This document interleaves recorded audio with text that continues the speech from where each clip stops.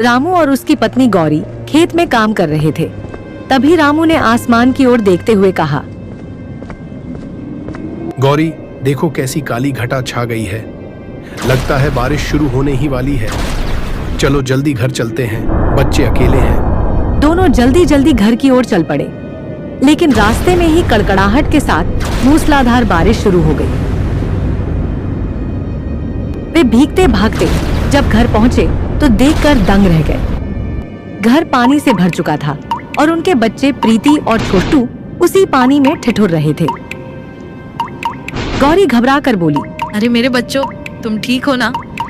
छोटू रोते हुए बोला, माँ बाबूजी, ये पानी तो बढ़ता ही जा रहा है, मुझे डर लग रहा है। हर साल यही होता है। मन तो बहुत करता है कि छत और दीवार ठीक करवा दूं, लेकिन पेट पालने के बाद पैसे ही नहीं बचते।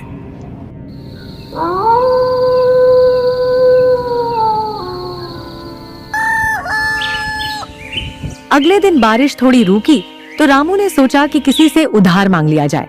वह साहूकारों से लेकर गांव के बड़े बुजुर्गों तक हर दरवाजे गया, लेकिन सभी ने साफ मना कर दिया। थक हार कर खाली हाथ घर लौट आया।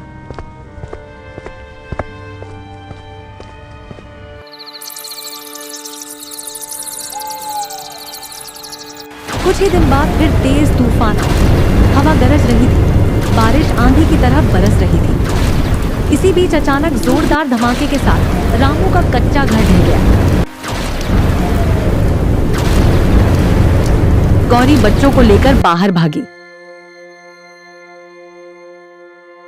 उसी समय रामू भी दौड़ता हुआ पहुंचा। वे सब धर्मू के घर पहुंचे।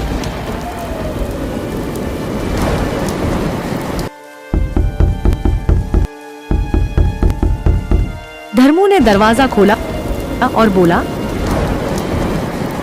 भाई, घर गिर गया। बारिश में बच्चों की हालत खराब हो जाएगी। 2 दिन हमें अपने घर में रख ले। धर्मू तुरंत बोला, ठीक है, रख लूंगा, पर एक शर्त है। बाबूजी ने जो 3 बीघा खेत तुम्हारे नाम लिखा था वो मेरे नाम कर दो, तभी अंदर आ पाओगे। रामू हैरान रह गया। भाई, आज हम मुसीबत में हैं और तू खेत छीनने की बात कर रहा है। ये कैसा रिश्ता है? देना है तो दे, नहीं तो जहां मन हो जाओ।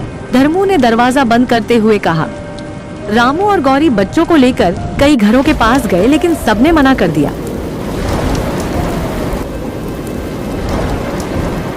अंत में वे गांव के बाहर एक ऊंचे टीले पर एक पेड़ के नीचे बैठ गए। बारिश रुक रुक कर बरस रही थी। बच्चे कांप रहे थे। गौरी उन्हें सीने से लगाकर ढक रही थी और रामू बेबस आसमान देखने लगा।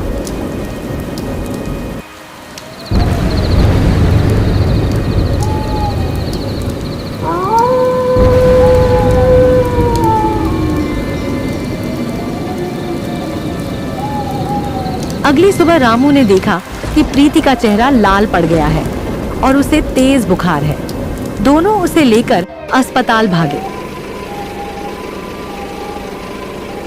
बच्ची की हालत नाजुक है, इलाज महंगा पड़ेगा, पैसे की व्यवस्था करिए।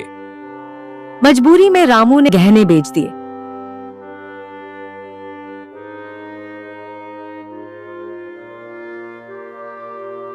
उन्हीं पैसों से बेटी का इलाज कराया।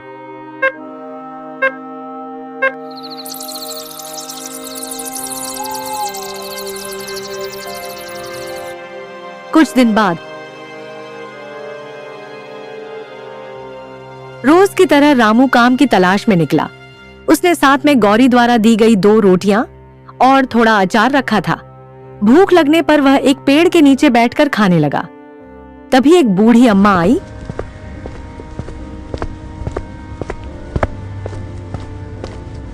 और बोली, बेटा, कई दिनों से भूखी हूँ, थोड़ा कुछ खाने को मिलेगा? अम्मा ने रोटियां खाकर कहा, बेटा, इस गांव में किसी ने मेरे हाल पर तरस नहीं खाया, पर तुमने अपनी भूख भूलकर मुझे खिला दिया। तुम बहुत नेक हो। बताओ, क्यों उदास हो? रामू ने अपना सारा दुख अम्मा को सुना दिया। अम्मा ने आंखों में आंसू भरकर कहा, मेरे पति सरपंच थे, कोई संतान नहीं है। ये धन अब तुम्हारा है। अम्मा ने अपने झोले से एक छोटा घड़ा निकाला रामू की आंखें फट गईं।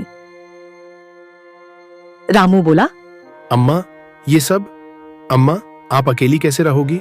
चलिए, हमारे साथ चलिए। बच्चों को दादी मिल जाएगी और हमें आपका प्यार। अम्मा उससे प्रभावित हुई और उसके परिवार के साथ रहने को तैयार हो गई। रामू ने सोने के सिक्के बेचकर एक बड़ा पक्का घर बनवाया। अब सब आराम से रहते थे। रामू, गौरी, बच्चे और बूढ़ी अम्मा। कुछ ही समय बाद गांव में फिर भयंकर बारिश हुई।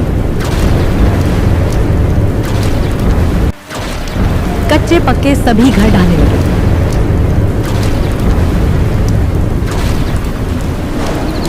लोग डरकर रामू के नए मजबूत घर की ओर दौड़ पड़े। जिन्होंने कभी उसकी मदद नहीं की थी, उन्होंने भी शरण मांगी। रामू ने सबके लिए अपने दरवाजे खोल दिए। सबके सिर शर्म से झुक गए।